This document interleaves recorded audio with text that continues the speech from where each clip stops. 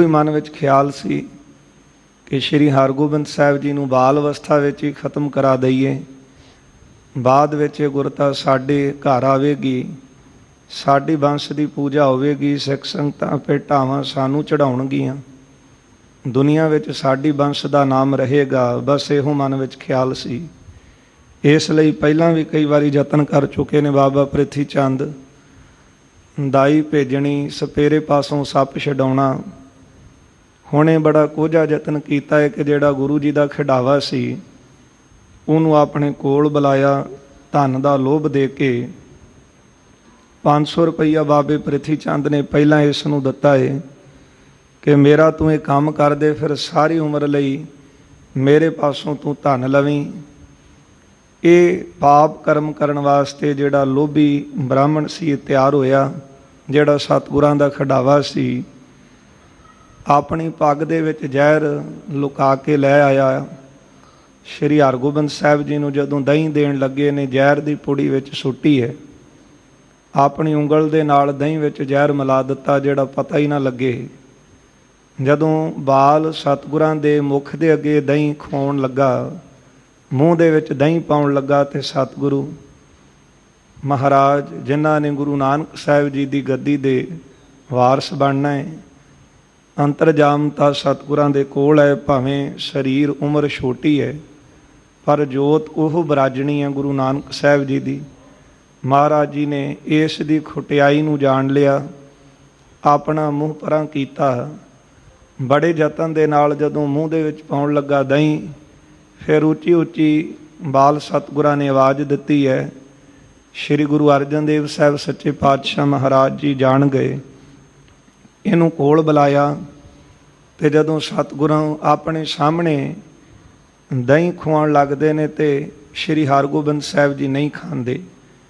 ਨਾ ਇਸ ਦੁਸ਼ਟ ਪਾਸੋਂ ਖਾਧਾ ਤੇ ਨਾ ਹੀ ਸਤਿਗੁਰੂ ਜੀ ਨੇ ਜਦੋਂ ਆਪਣੇ ਕਰ ਕਮਲਾਂ ਦੇ ਵਿੱਚ ਲਿਆ ਤੇ ਫਿਰ ਵੀ ਇਨਕਾਰ ਕਰ ਦਿੱਤਾ। ਫਿਰ ਸਤਿਗੁਰਾਂ ਦੇ ਕੋਲ ਪਿਸਤਾ ਜਿਹੜਾ ਕੂਕਰ ਸੀ, ਜਿਹੜਾ ਮਹਾਰਾਜ ਦੇ ਕੋਲ ਬੈਠਦਾ ਸੀ, ਸਤਿਗੁਰਾਂ ਦੇ ਪਲੰਗ ਦੇ ਹੇਠ ਬੈਠਾ ਰਹਿੰਦਾ। ਜਦੋਂ ਮਹਾਰਾਜ ਕਿਤੇ ਜਾਣ ਲੱਗਦੇ ਜੋੜਾ ਪਾਉਂਦੇ ਤੇ ਨਾਲ ਤੁਰਦਾ ਸੀ। ਉਹਦੀ ਕਲਿਆਣ ਕਰਨ ਵਾਸਤੇ ਸਤਿਗੁਰੂ ਜੀ ਨੇ ਉਹਨੂੰ ਕੋਲ ਬੁਲਾਇਆ। ਜਦੋਂ ਉਹਦੇ ਬਰਤਨ ਵਿੱਚ ਦਹੀਂ ਪਾਇਆ, ਉਹਨੂੰ ਵੀ ਇਸ ਗੱਲ ਦਾ ਗਿਆਨ ਹੋਇਆ, ਕਿਉਂਕਿ ਸਤਿਗੁਰਾਂ ਦਾ ਸ਼ੀਤ ਪ੍ਰਸ਼ਾਦ ਰੋਜ਼ ਖਾਂਦਾ ਸੀ। ਉਹਨੂੰ ਵੀ ਗਿਆਨ ਹੋ ਗਿਆ, ਉਹਨੇ ਵੀ ਖਾਣ ਤੋਂ ਇਨਕਾਰ ਕੀਤਾ, ਸਿਰ ਹਿਲਾਇਆ। ਪਰ ਗੁਰਦੇਵ ਨੇ ਇਸ ਦੁਸ਼ਟ ਖਿਡਾਵੇ ਦਾ ਪਾਪ ਸਾਹਮਣੇ ਲਿਆਉਣ ਵਾਸਤੇ ਮਹਾਰਾਜ ਨੇ ਮਨ ਹੀ ਮਨ ਕੂਕਰ ਨੂੰ ਸਮਝਾ ਦਿੱਤਾ ਕਿ ਤੇਰੀ ਅਧੋਗਤੀ ਨਹੀਂ ਹੁੰਦੀ, ਹੁਣ ਤੇਰੀ ਕਲਿਆਣ ਕਰਾਂਗੇ। ਜੇ ਤੂੰ ਇੱਥੇ ਸਾਡੇ ਕੋਲ ਬੈਠਾ ਹੈ ਨਾ ਚਰਨਾਂ ਵਿੱਚ, ਫਿਰ ਤੇਰੀ ਮੌਤ ਤੋਂ ਬਾਅਦ ਤੇਰਾ ਉਧਾਰ ਹੋਵੇਗਾ ਤੇ ਵੈਕੁੰਠ ਵਿੱਚ ਵੀ ਸਾਡੇ ਪਾਸ ਨਿਵਾਸ ਰੱਖੀ। ਸਤਿਗੁਰਾਂ ਦਾ ਬਚਨ ਮੰਨ ਕੇ ਉਸ ਨੇ ਇਹ ਜਿਹੜਾ ਦਹੀਂ ਸੀ ਖਾਧਾ ਤੇ ਕੁਝ ਸਮੇਂ ਬਾਅਦ ਉਹ ਧਰਤੀ ਤੇ ਲੇਟ ਗਿਆ। ਸਰੀਰ ਨੂੰ ਇੰਜ ਦਿਖਦਾ ਕਿ ਬੜਾ ਕਸ਼ਟ ਮਹਿਸੂਸ ਹੋ ਰਿਹਾ, ਸਰੀਰ ਵੀ ਆਕੜ ਗਿਆ, ਸਰੀਰ ਤੜਫਦਾ ਸੀ। ਪਰ ਆਤਮਾ ਕਰਕੇ ਗੁਰੂ ਦਾ ਬਚਨ ਮੰਨਣ ਕਰਕੇ ਉਹਦੀ ਕਲਿਆਣ ਹੋਈ, ਬਬਾਨ ਤੇ ਚੜ੍ਹਿਆ, ਵੈਕੁੰਠ ਵਾਸੀ ਬਣਿਆ। ਇਹ ਸਾਰਾ ਕੁਝ ਇਸ ਦੁਸ਼ਟ ਖਿਡਾਵੇ ਨੇ ਵੀ ਦੇਖਿਆ, ਸਿੱਖਾਂ ਨੇ ਵੀ ਦੇਖਿਆ। ਸਾਰੇ ਦੇਖ ਕੇ ਹੈਰਾਨ ਹੋਏ। ਪਹਿਲਾਂ ਦੇਖ ਰਹੇ ਸੀ ਕਿ ਸਮਝ ਨਹੀਂ ਆ ਰਹੀ, ਮਹਾਰਾਜ ਕੌਤਕ ਕੀ ਕਰ ਰਹੇ ਨੇ। ਹੁਣ ਸਾਰਿਆਂ ਦੀ ਇਹ ਗੱਲ ਸਮਝ ਵਿੱਚ ਪੈ ਗਈ ਕਿ ਇਸ ਦੁਸ਼ਟ ਨੇ ਦਹੀਂ ਦੇ ਵਿੱਚ ਜ਼ਹਿਰ ਪਾਇਆ ਸੀ, ਜਿਸ ਕਰਕੇ ਕੂਕਰ ਖਤਮ ਹੋਇਆ ਹੈ।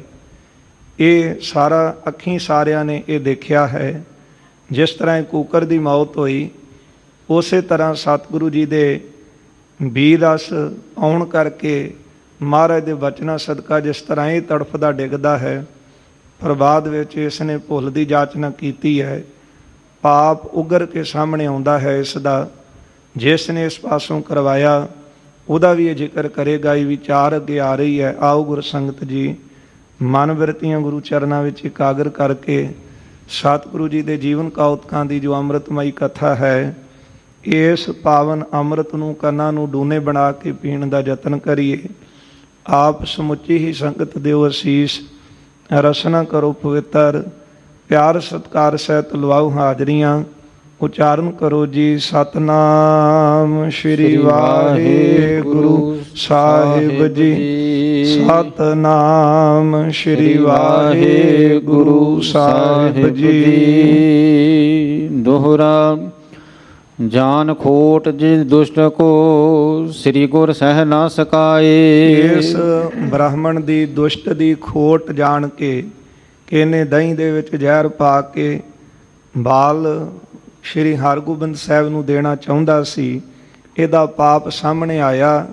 ਨਾਲੇ ਇਸ ਨੇ ਕਪਟ ਕੀਤਾ ਏ, ਜਿਹਦੇ ਕਰਕੇ ਗੁਰਦੇਵ ਦਾ ਜਿਹੜਾ ਪਿਆਰਾ ਕੂਕਰ ਸੀ ਉਹਦੀ ਮੌਤ ਹੋਈ।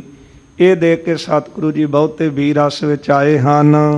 ਕ੍ਰੋਧ ਕਰਿਓ ਦੇਖਤ ਭਏ ਜਬਹਿ ਸਵਾਨ ਅੰਮ੍ਰਿਤ ਪਾਏ। ਜਦੋਂ ਸਤਿਗੁਰੂ ਜੀ ਨੇ ਆਪਣੇ ਨੇੜੇ ਰਹਿਣ ਵਾਲਾ ਕੂਕਰ ਮਰਿਆ ਦੇਖਿਆ, ਇਹ ਦੇਖ ਕੇ ਸਤਿਗੁਰੂ ਬਹੁਤ ਨਾਰਾਜ਼ ਹੋਏ ਹਨ। ਕਬਿਤ ਜੈਸੋ ਦੁਖ ਪਾਇਓ ਸਵਾਨ ਦੁਰਜਨ ਮਹਾਨ ਦਿਜ। ਜਿਸ ਤਰ੍ਹਾਂ ਦਾ ਦੁੱਖ ਇਸ ਕੂਕਰ ਨੇ ਪਾਇਆ ਸੀ, ਉਸੇ ਤਰ੍ਹਾਂ ਦਾ ਦੁੱਖ ਜਿਹੜਾ ਸੀ ਇਸ ਨੂੰ ਮਿਲਿਆ ਹੈ। ਭਇਓ ਪ੍ਰਾਨ ਹਾਨ ਅਬ ਹੀਰਤ ਅਗਾਰੀ ਤੋਹੇ। ਗੁਰਦੇਵ ਕਹਿਣ ਲੱਗੇ, ਜਿਸ ਤਰ੍ਹਾਂ ਇਹ ਕੂਕਰ ਮਰਿਆ ਪਿਆ ਹੈ ਨਾ ਤੇਰੇ ਸਾਹਮਣੇ, ਪ੍ਰਾਣਾ ਤੋਂ ਹੀਣਾ ਹੋ ਕੇ, ਤੈਸੇ ਪਾਏ ਸੰਕਟ ਵਿਸਾਲ ਤਾਤਕਾਲ ਫਲ। ਇਸੇ ਤਰ੍ਹਾਂ ਦਾ ਫਲ, ਇਹਦਾ ਫਲ ਤੈਨੂੰ ਮਿਲੇਗਾ। ਭਾਰੀ ਜਿਹੜਾ ਸੰਕਟ ਇਸ ਤਰ੍ਹਾਂ ਦਾ ਤੂੰ ਪਾਵੇਂਗਾ। ਮੂਰਖ ਅਜਾਨ ਜਾਨ ਤੇਰੋ ਤਨ ਨਾਸ਼ ਹੋਏ। ਮੂਰਖਾ ਜਾਣ ਲੈ, ਤੇਰਾ ਵੀ ਇਸੇ ਤਰ੍ਹਾਂ ਸਰੀਰ ਨਾਸ਼ ਹੋਵੇਗਾ ਜਿਸ ਤਰ੍ਹਾਂ ਇਸ ਕੂਕਰ ਦਾ ਹੋਇਆ ਹੈ। ਐਸੇ ਗੁਰ ਬੈਨ ਭਨੇ ਸੁਨੇ ਸ਼ਰਉਨ ਮੂੜ ਵਿਪਰ। ਇਸ ਤਰ੍ਹਾਂ ਦੇ ਬਚਨ ਜਦੋਂ ਗੁਰਦੇਵ ਨੇ ਆਪਣੇ ਮੁਖਾਰਬਿੰਦ ਤੋਂ ਕੀਤੇ ਨੇ, ਇਸ ਵਿਪਰ ਨੇ, ਇਸ ਖਡਾਵੇ ਨੇ ਆਪਣੇ ਕੰਨਾਂ ਦੇ ਨਾਲ ਸੁਣੇ ਹਨ। ਉਠਿਓ ਸੂਲ ਤੇ ਹੀ ਛਿਨ ਗਿਰਿਓ ਤਰ ਭਇਓ ਮੋਹੇ। ਉਸੇ ਵਕਤ ਇਸ ਦੇ ਪੇਟ ਦੇ ਵਿੱਚ ਸੂਲ ਉੱਠੀ ਹੈ। ਸੂਲ ਉੱਠਣ ਦੇ ਨਾਲ ਧਰਤੀ ਦੇ ਉੱਤੇ ਦੜਮ ਕਰਦਾ ਡਿੱਗਾ ਹੈ। ਲਿਟਤ ਕਰਤ ਹਾਏ ਹਾਏ ਨਾ ਸਹਾਏ ਅਬ। ਜਦੋਂ ਆਪਣੇ ਪੇਟ ਵਿੱਚ ਸੂਲ ਉੱਠੀ ਹੈ ਤੇ ਪੀੜ ਸਹਾਰੀ ਨਹੀਂ ਸੀ ਜਾਂਦੀ, ਧਰਤੀ ਤੇ ਲੰਮੇ ਪਿਆ ਹਾਏ ਹਾਏ ਕਰਨ ਲੱਗਾ। ਪਰਿਓ ਅਰ ਰਾਏ ਦੁਖ ਪਾਏ ਜੋ ਧਰਤ ਦਰੋਹੇ। ਜਿਹੜਾ ਇਸ ਨੇ ਵੱਡਾ ਧੋਖਾ ਕੀਤਾ ਸੀ, ਵੱਡਾ ਛਲ ਕੀਤਾ ਸੀ, ਉਸ ਦੀ ਕਰਨੀ ਦਾ ਫਲ ਇਹਨੂੰ ਮਿਲਿਆ। ਬਹੁਤ ਦੁਖੀ ਹੋਇਆ ਹੈ। ਏਕ ਘਟੀ ਸੂਲ ਭਇਓ ਸੰਕਟ ਵਿਸਾਲ ਦਇਓ। ਜਿਸ ਤਰ੍ਹਾਂ ਕੂਕਰ ਇੱਕ ਘੜੀ ਤੜਫਦਾ ਰਿਹਾ ਸੀ ਨਾ, ਉਸੇ ਤਰ੍ਹਾਂ ਇੱਕ ਘੜੀ ਇਹਨੇ ਵੀ ਉਸ ਦਾ ਫਲ ਪਾਇਆ। ਇਹ ਵੀ ਸਰੀਰ ਕਰਕੇ ਬਹੁਤਾ ਦੁਖੀ ਹੋਇਆ। ਪੇਟ ਵਿੱਚ ਸੂਲ ਉੱਠੀ ਹੈ, ਤੜਫਦਾ ਰਿਹਾ ਹੈ। ਫੇਰ ਮਰ ਗਇਓ ਹਾਥ ਪਾਏ ਨ ਪਸਾਰ ਕਰ। ਹੱਥ ਪੈਰ ਪਸਾਰ ਕੇ ਜਿਹੜਾ ਸੀ ਧਰਤੀ ਤੇ ਡਿੱਗ ਪਿਆ, ਇਸ ਦੀ ਮੌਤ ਹੋਈ ਹੈ। ਮਰੇ ਦੋ ਹੀਰ ਕਰ ਬਿਸਮੇ ਬਡੇਰ ਸਭ। ਜਦ ਦੋਵਾਂ ਨੂੰ ਮਰਿਆ ਦੇਖਿਆ ਤੇ ਦੇਖ ਕੇ ਸਾਰੇ ਹੈਰਾਨ ਸੀ, ਕਿਉਂਕਿ ਪਹਿਲਾਂ ਕੁੱਤਾ ਮਰਿਆ ਪਿਆ, ਫਿਰ ਉਸੇ ਵਾਂਗੂ ਹੀ ਇਹ ਬ੍ਰਾਹਮਣ ਦੀ ਮੌਤ ਹੋਈ ਜਿਸ ਨੇ ਵੱਡਾ ਪਾਪ ਕੀਤਾ ਸੀ। ਕਿਉਂਕਿ ਜਿੱਦਾਂ ਦੀ ਕਰਨੀ ਉੱਦਾਂ ਦੀ ਭਰਨੀ, ਜਿੱਦਾਂ ਦੇ ਜੀਵ ਕਰਮ ਕਰਦਾ ਉੱਦਾਂ ਦੇ ਫਲ ਪਾਉਂਦਾ ਹੈ।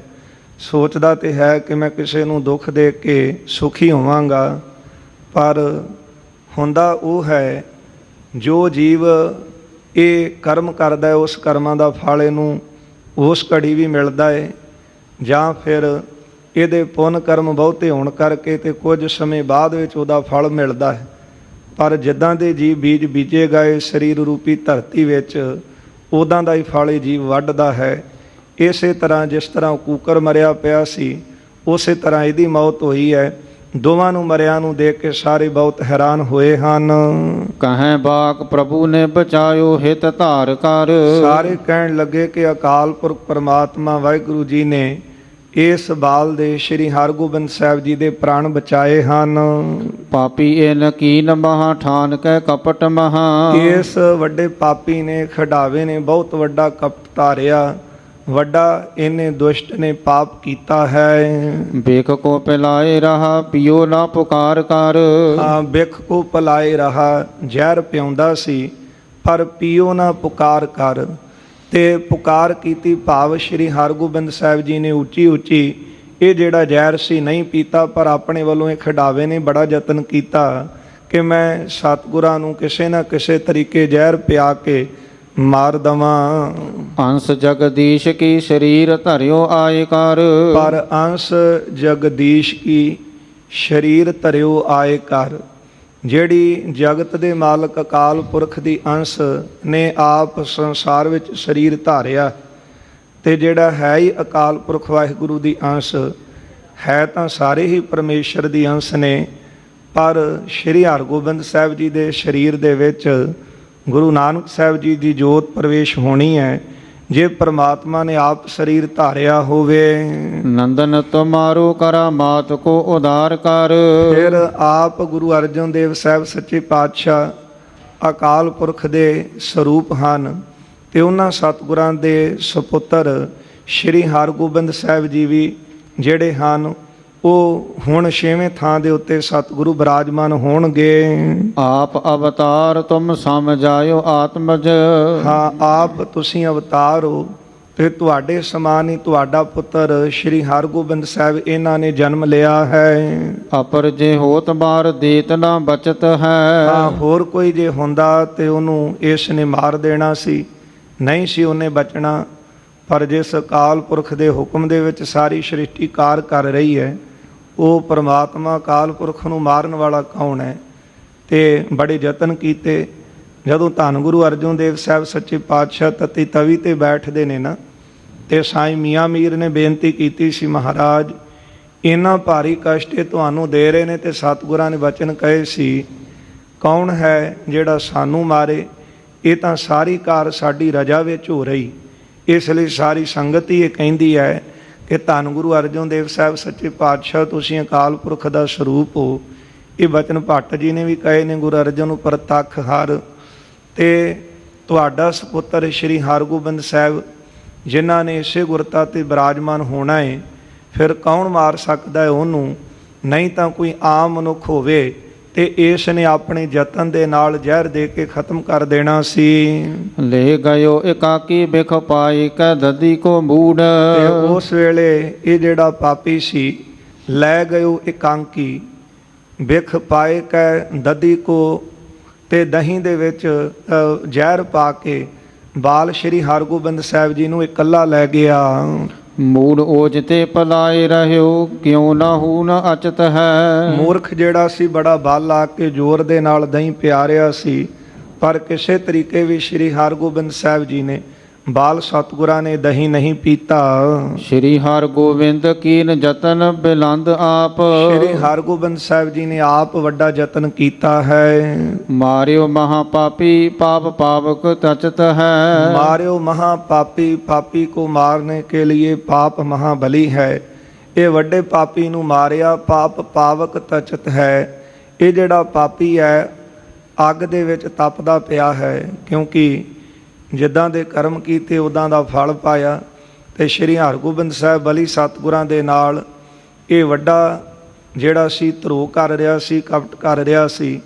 ਤੇ ਸਾਰੀ ਸੰਗਤ ਕਹਿੰਦੀ ਹੈ ਕਿ ਗੁਰੂ ਹਰਗੋਬਿੰਦ ਸਾਹਿਬ ਜੀ ਨੇ ਆਪ ਇਸ ਪਾਪੀ ਨੂੰ ਕੀਤੀ ਦੀ ਸਜ਼ਾ ਦਿੱਤੀ ਹੈ, ਇਹਨੂੰ ਅੱਗ ਦੇ ਵਿੱਚ ਸਾੜਿਆ ਹੈ। ਆਜ ਪੀ ਜਨਮ ਲਿਓ ਭਇਓ ਵੱਡੇ ਭਾਗ ਜੁਤ।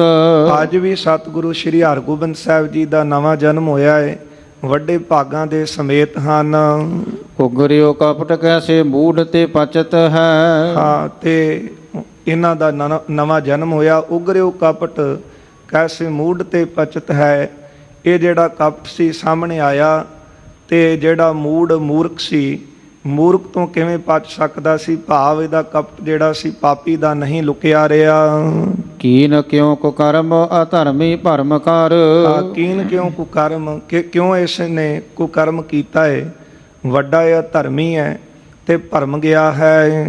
ਕੌਨੇ ਸਿਖ ਲਾਇਓ ਬਿਖ ਦੈ ਕੈਸੇ ਸਮਾਰਨੋ। ਕਿੰਨੇ ਨੂੰ ਸਿਖਾ ਕੇ ਇੱਥੇ ਭੇਜਿਆ ਹੈ ਕਿ ਬਾਲ ਸਤਿਗੁਰਾਂ ਨੂੰ ਜ਼ਹਿਰ ਦੇ ਕੇ ਮਾਰ ਦੇ। ਮਹਾ ਦੁਰਬੁੱਧੀ ਨਹੀਂ ਪਾਪ ਕੀ ਪਛਾਣ ਕਰੀ। ਖੋਟੀ ਬੁੱਧੀ ਹੈ ਇਸ ਖਡਾਵੇ ਦੀ, ਇੰਨਾ ਵੱਡਾ ਪਾਪ ਕਰਨ ਲੱਗਾ ਹੈ ਪਰ ਇਹਨੇ ਜਾਣਿਆ ਹੀ ਨਹੀਂ। ਦਿਜ ਕੋ ਜਨਮ ਪੈ ਚੰਡਾਰ ਕ੍ਰਿਤ ਕਾਰਨੋ। ਦਿਜ ਕੋ ਜਨਮ ਪੰਡਤਾਂ ਵਾਲਾ, ਪੰਡਤਾਂ ਦੇ ਘਰ ਬ੍ਰਾਹਮਣਾਂ ਦੇ ਘਰੇ ਦਾ ਜਨਮ ਹੈ, ਪਰ ਇਹਨੇ ਜਿਹੜਾ ਕਰਮ ਕੀਤਾ ਹੈ ਚੰਡਾਲਾਂ ਵਾਲਾ ਕੀਤਾ ਹੈ, ਭਾਵ ਨੀਚਾਂ ਵਾਲਾ ਕੀਤਾ ਹੈ। ਕਿਉਂਕਿ ਸਰੀਰ ਕਰਕੇ ਕਿਸੇ ਉੱਚ ਜਾਤੀ ਘਰਾਣੇ ਵਿੱਚ ਜਨਮ ਲੈ ਕੇ ਜੀਵ ਵੱਡਾ ਨਹੀਂ ਬਣਦਾ, ਉੱਚ ਜਾਤੀ ਵਾਲਾ ਨਹੀਂ ਬਣਦਾ। ਭਾਵੇਂ ਸਮਾਜ ਨੇ ਜਦੋਂ ਵਰਨ ਵੰਡ ਦੀ ਗੱਲ ਚੱਲਦੀ ਹੈ ਤੇ ਸਮਾਜ ਕਹਿੰਦਾ ਹੈ ਕਿ ਬ੍ਰਾਹਮਣ ਸਭ ਤੋਂ ਉੱਚ ਜਾਤੀ ਹੈ। ਪਰ ਭਗਤ ਸਾਹਿਬ ਜੀ ਦੇ ਆਪਾਂ ਬਚਨ ਪੜ੍ਹਦੇ ਹਾਂ, ਕਹੋ ਕਬੀਰ ਜੋ ਬ੍ਰਹਮ ਵਿਚਾਰੈ ਸੋ ਬ੍ਰਾਹਮਣ ਕਹੀਤ ਹੈ ਹਮਾਰੇ। ਕਹੋ ਰੇ ਪੰਡਤ ਬਾਮਨ ਕਬ ਕੇ ਹੋਏ, ਬਾਮਨ ਕਹਿ ਜਨਮ ਮਤ ਖੋਏ। ਆਪਣੇ ਆਪ ਨੂੰ ਉੱਚ ਜਾਤੀ ਦਾ ਦੱਸ ਕੇ ਇਸ ਗੱਲ ਦਾ ਮਾਣ ਕਰਨਾ ਕਿ ਮੈਂ ਸਾਰਿਆਂ ਤੋਂ ਉੱਚਾ। ਪਰ ਗੁਰਬਾਣੀ ਨੇ ਉੱਚਾ ਉਹਨੂੰ ਮੰਨਿਆ ਜਿਹਦੇ ਕਰਮ ਚੰਗੇ ਹਨ, ਜਿਹਦੇ ਕਰਮ ਉੱਚੇ ਨੇ।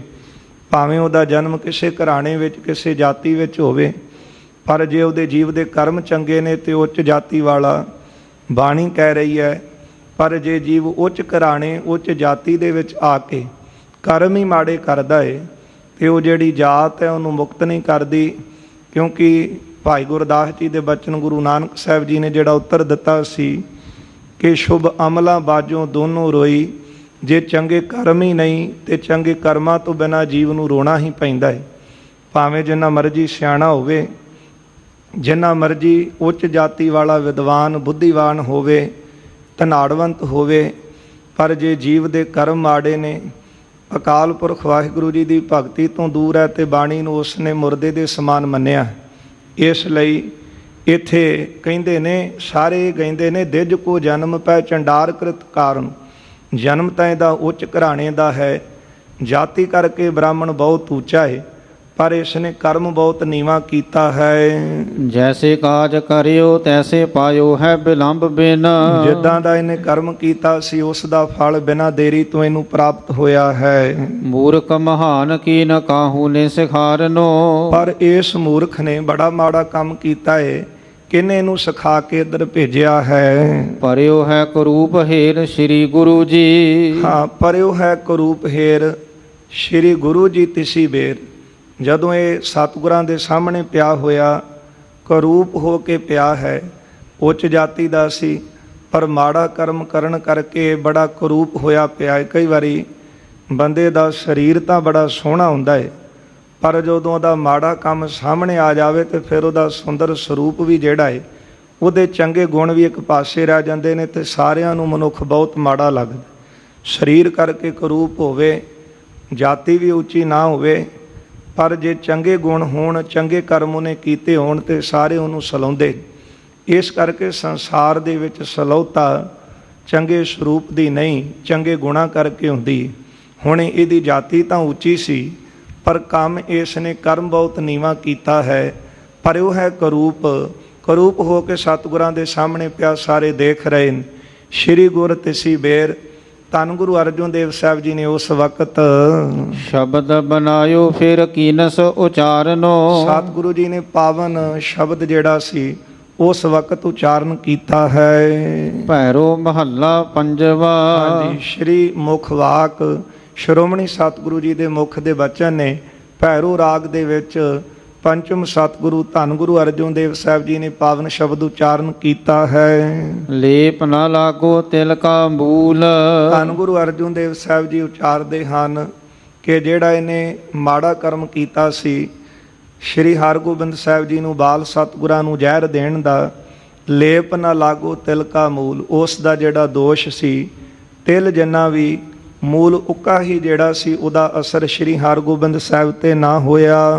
ਦੁਸ਼ਟ ਬ੍ਰਾਹਮਣ ਮੂਆ ਹੋਏ ਕੈ ਸੂਲ।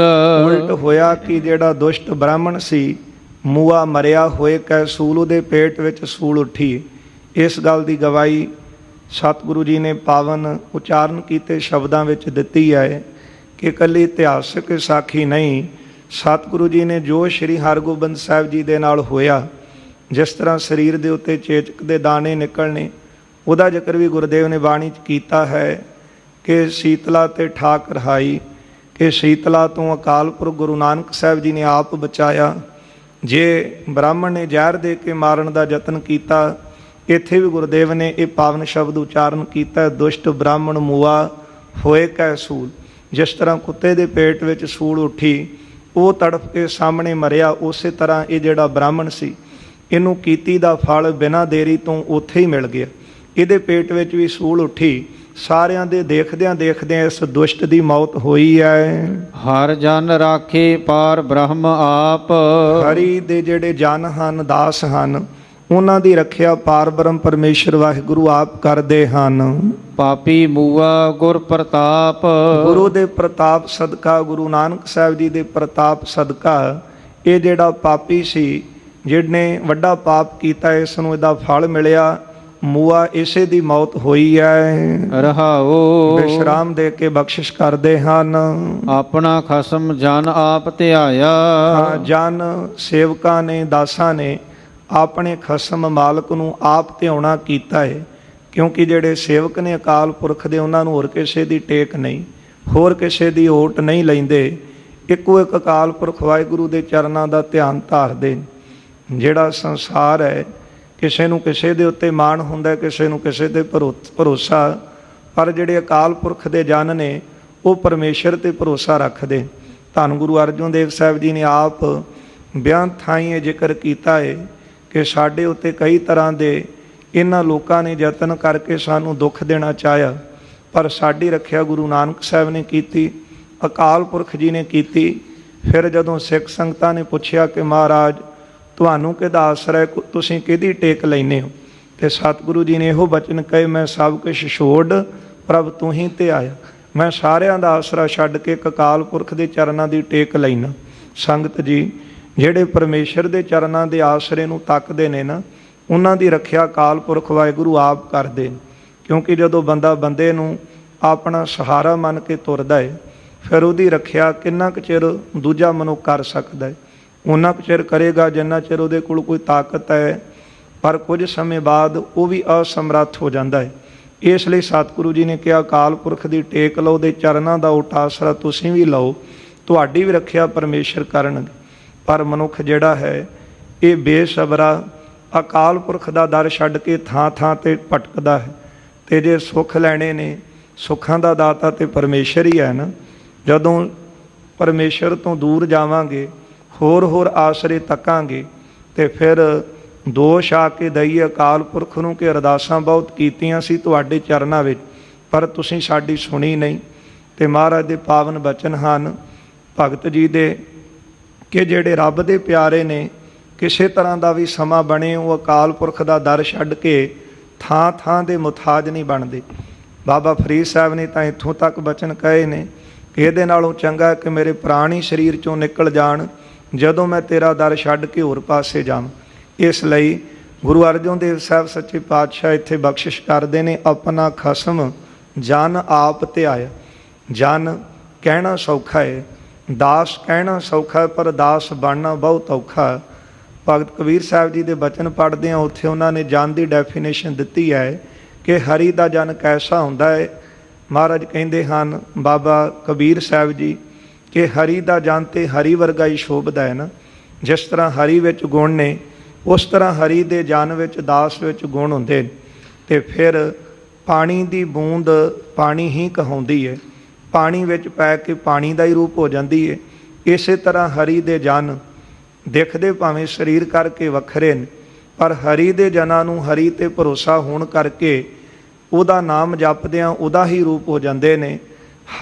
ਹਰ ਜਨ ਦੁਈ ਏਕ ਹੈ, ਬਿਬ ਵਿਚਾਰ ਕੇ ਸ਼ਨਾਹੇ, ਜਲ ਤੇ ਉਪਜ ਤਰੰਗ ਜਿਉਂ ਜਲ ਹੀ ਵਿਖੈ ਸਮਾਹੇ। ਇੱਥੇ ਗੁਰਦੇਵ ਬਖਸ਼ਿਸ਼ ਕਰਦੇ ਨੇ, ਆਪਣਾ ਖਸਮ ਜਨ ਆਪ ਧਿਆਏ। ਜਿਹੜੇ ਜਨ ਬਣ ਜਾਂਦੇ ਨੇ ਉਹ ਆਪਣੇ ਖਸਮ ਮਾਲਕ ਪ੍ਰਭੂ ਨੂੰ ਧਿਆਉਂਦੇ ਨੇ, ਉਹਦੀ ਹੀ ਟੇਕ, ਉਹਦਾ ਹੀ ਆਸਰਾ ਭਾਲਦੇ ਹਨ। ਇਆਣਾ ਪਾਪੀ ਉਹ ਆਪ ਪਚਾਇਆ। ਫਿਰ ਜਿਹੜਾ ਇਆਣਾ ਪਾਪੀ ਸੀ ਨਾ, ਕਿਉਂਕਿ ਪਾਪ ਕਰਨ ਵਾਲਾ ਤੇ ਇਆਣਾ ਹੁੰਦਾ ਹੈ। ਇਆਣਾ ਉਹਨੂੰ ਕਿਹਾ ਜਿਹੜਾ ਬੇਸਮਝ ਹੈ। ਜਿਸ ਤਰ੍ਹਾਂ ਬਚਪਨ ਵਿੱਚ ਨਿਆਣੇ ਨੂੰ ਬਹੁਤੀ ਸੋਝੀ ਨਹੀਂ ਹੁੰਦੀ, ਇਸੇ ਤਰ੍ਹਾਂ ਜਿਹੜਾ ਪਾਪੀ ਪਾਪ ਕਰਦਾ ਹੈ, ਲੋਭ ਧਾਰ ਕੇ ਉਹਦੀ ਬੁੱਧੀ ਵੀ ਇਆਣਿਆਂ ਵਾਲੀ ਹੁੰਦੀ। ਗੁਰੂ ਸਾਹਿਬ ਨੇ ਜ਼ਿਕਰ ਕੀਤਾ, ਨਾਲ ਇਆਣੇ ਦੋਸਤੀ ਕਦੇ ਨਾ ਆਵੈ ਰਾਸ।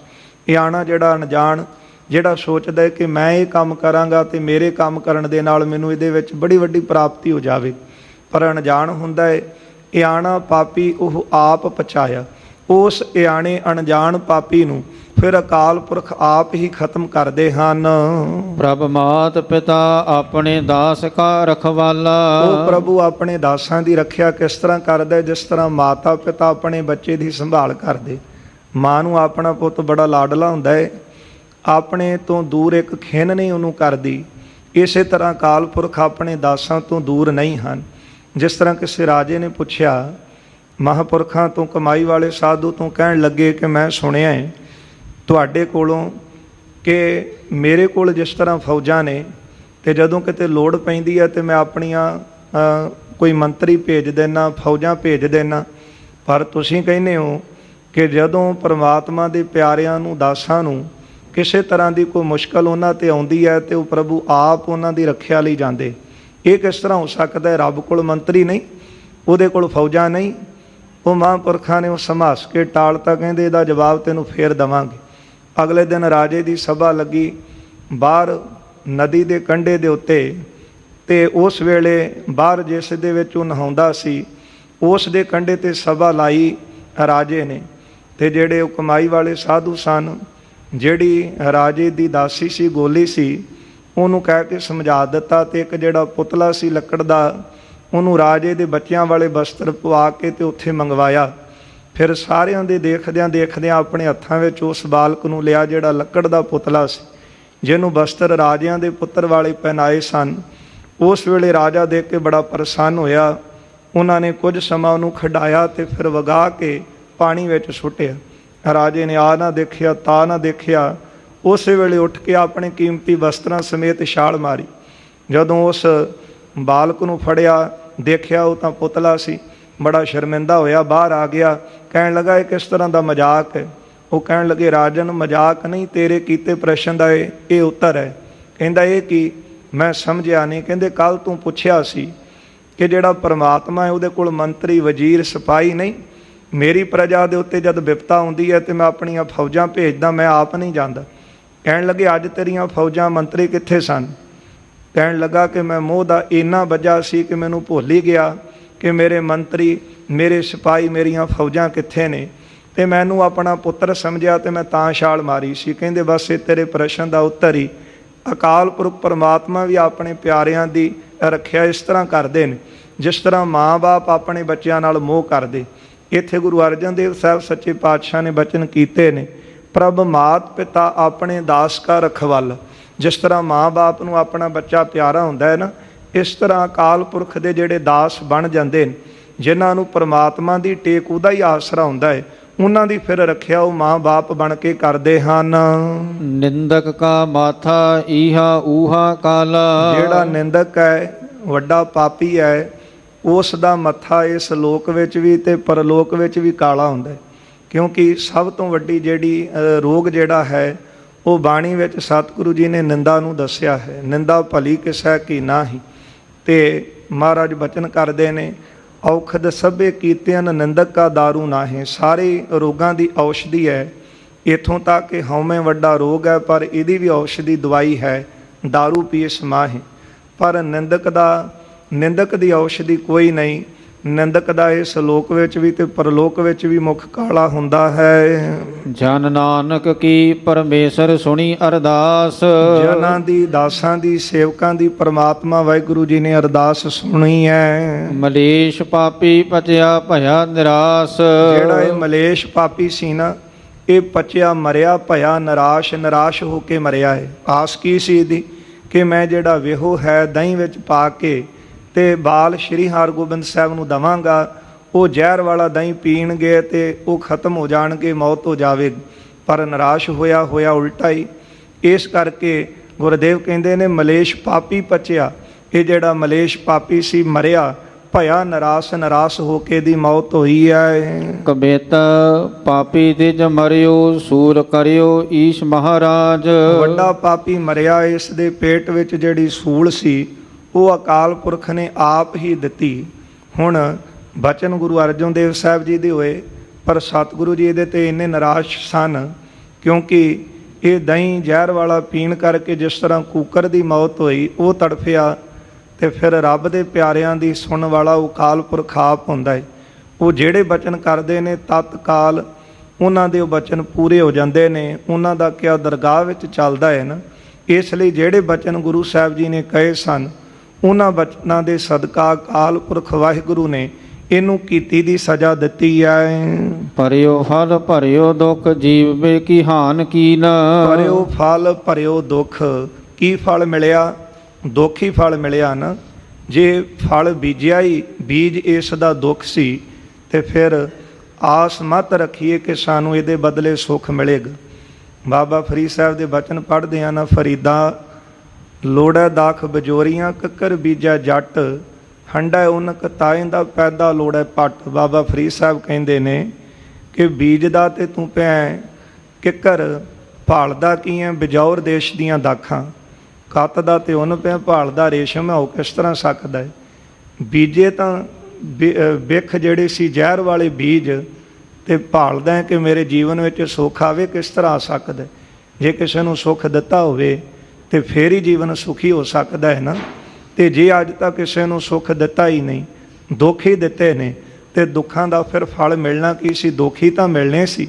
ਇਸ ਲਈ ਭਰਿਓ ਫਲ ਭਰਿਓ ਦੁੱਖ। ਜੇ ਫਲ ਕਿਹਦਾ ਮਿਲਿਆ? ਜੋ ਇਹਨੇ ਕਰਮ ਕੀਤਾ ਸੀ ਉਹਦਾ ਫਿਰ ਫਲ ਇਸ ਨੂੰ ਦੁੱਖ ਹੀ ਮਿਲਿਆ ਹੈ। ਜੈਸੇ ਮਾਤ ਪਿਤ ਨਿਜ ਪੁੱਤਰ ਕੋ ਬਚਾਏ ਲੇਤ, ਜੀਵ ਵੇ ਕੀ ਹਾਨ ਕੀਨ। ਤੇ ਇਸ ਨੂੰ ਜੀਵਨ ਤੋਂ ਜਿਹੜੀ ਸੀ ਉਹ ਮੌਤ ਮਿਲੀ ਹੈ। ਜੈਸੇ ਮਾਤ ਪਿਤ ਨਿਜ ਪੁੱਤਰ ਕੇ ਬਚਾਏ ਲੇਤ, ਜਿਸ ਤਰ੍ਹਾਂ ਮਾਂ ਬਾਪ ਆਪਣੇ ਪੁੱਤਰ ਦੀ ਰੱਖਿਆ ਕਰਦੇ ਹਨ, ਤੈਸੇ ਨਿਜ ਦਾਸ ਕੋ ਭਇਓ ਹੈ ਰਖਵਾਰ ਚੀਨ। ਇਸ ਤਰ੍ਹਾਂ ਫਿਰ ਆਪਣੇ ਦਾਸਾਂ ਦੀ ਰੱਖਿਆ ਅਕਾਲ ਪੁਰਖ ਨੇ ਕੀਤੀ ਹੈ, ਜਾਣ ਲਓ। ਨਿੰਦਕ ਹਮਾਰੇ ਜੇ ਸ਼ਰੀਕਨ ਕਲੰਕ ਮਹਾ, ਜਿਹੜੇ ਸਾਡੇ ਨਿੰਦਕ ਨੇ ਨਾ, ਜਾਣਦੇ ਤਾਂ ਸਤਿਗੁਰੂ ਹੈ ਨੇ ਕਿ ਸਾਡੇ ਸ਼ਰੀਕਿਆਂ ਨੇ ਸਭ ਕੁਝ ਕੀਤਾ ਹੈ। ਕਿਉਂਕਿ ਬਾਬੇ ਪ੍ਰਿਥੀ ਚੰਦ ਦਾ ਇਹ ਕਪਟ ਪਹਿਲਾਂ ਵੀ ਕਈ ਵਾਰੀ ਸਾਹਮਣੇ ਆ ਚੁੱਕਿਆ ਹੈ, ਪਰ ਸਤਿਗੁਰੂ ਜੀ ਖਿਮਾ ਧਾਰੀ। ਮਹਾਰਾਜ ਵਿੱਚ ਜਿਹੜੀ ਖਿਮਾ ਹੈ, ਸਤਿਗੁਰਾਂ ਵਿੱਚ ਧੀਰਜ ਧਰਤੀ ਵਰਗੀ। ਤੇ ਇਸ ਤਰ੍ਹਾਂ ਫਿਰ ਜਾਣਦੇ ਨੇ ਸਤਿਗੁਰੂ ਕਿ ਸਾਡੇ ਸ਼ਰੀਕਿਆਂ ਨਹੀਂ, ਇਹਨਾਂ ਨਿੰਦਕਾਂ ਨੇ ਹੀ ਕੰਮ ਕੀਤਾ ਹੈ। ਕਾਰੋ ਮੁਖ ਕਾਰ ਸਪਖਾਰੇ ਤੇ ਨਾ ਹੋਏ ਹੀ ਨਾ, ਆਪਣਾ ਮੂੰਹ ਇੰਨਾ ਕੁ ਕਾਲਾ ਕਰ ਲਿਆ ਕਿ ਹੁਣ ਪਾਣੀ ਨਾਲ ਧੋਤਿਆਂ ਵੀ ਜਿਹੜੀ ਕਾਲਕ ਸੀ ਉਤਰ ਨਹੀਂ ਸਕਦੀ। ਕਈ ਵਾਰੀ ਬੰਦਾ ਕੋਈ ਕੰਮ ਕਰਦਿਆਂ ਹੱਥ ਕਾਲੇ ਹੋਏ, ਉਸ ਕਾਲਖ ਦੇ ਨਾਲ ਮੂੰਹ ਦੇ ਉੱਤੇ ਹੱਥ ਲੱਗ ਜਾਣ ਤੇ ਉਹਦੇ ਨਾਲ ਵੀ ਕਈ ਵਾਰੀ ਮੂੰਹ ਕਾਲਾ ਹੋ ਜਾਂਦਾ ਹੈ। ਕਈ ਵਾਰੀ ਹੱਥਾਂ ਦੇ ਨਾਲ ਕੰਮ ਕਰਨ ਦੇ ਨਾਲ ਕਈ ਜਿਹੜੀਆਂ ਮਸ਼ੀਨਰੀਆਂ ਨੇ ਉਹਨਾਂ ਦੇ ਨਾਲ ਮੂੰਹ ਦੇ ਉੱਤੇ ਕਾਲਖ ਲੱਗ ਜਾਣੀ, ਕੱਪੜਿਆਂ ਤੇ ਕਾਲਖ ਲੱਗ ਜਾਣੀ। ਪਰ ਇਹ ਤਾਂ ਨਹੀਂ ਕੋਈ ਕਹਿੰਦਾ ਕਿ ਇਸ ਕਾਲ ਕਰਕੇ ਤੁਹਾਡਾ ਜੀਵਨ ਹੀ ਕਲੰਕੀ ਹੋ ਗਿਆ।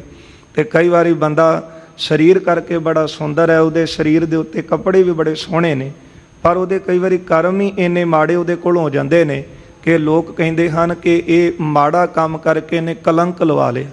ਤੇ ਉਹ ਫਿਰ ਕਲੰਕ ਭਾਵੇਂ ਉਹਦੇ ਮੂੰਹ ਦੇ ਉੱਤੇ ਨਹੀਂ ਦਿਸਦਾ, ਪਰ ਸ਼ਬਦਾਂ ਕਰਕੇ ਉਹਨੂੰ ਸਾਰੇ ਕਹਿੰਦੇ ਨੇ ਕਿ ਕਲੰਕੀ।